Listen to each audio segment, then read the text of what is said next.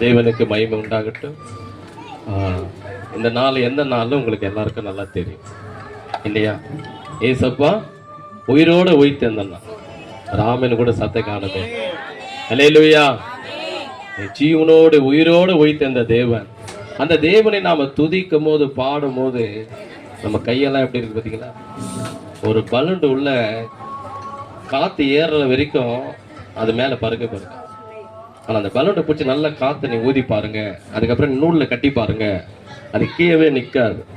அது ஏன் கீழவே நிற்காதுன்னா அது பலூன் உள்ள ஃபுல்லா காத்து இருக்கு. அது போல அந்த தேவ அன்பு நமக்குள்ள இருந்ததுன்னா, ஏசப்பா சிலுவில செய்த தியாகத்தை நாம நினைப்போம் என்றால், அவரை பாடும் போது நம்ம வாய் சும்மா இருக்காது, நம்ம கை சும்மா இருக்காது. அல்லேலூயா, அல்லேலூயா, அல்லேலூயா.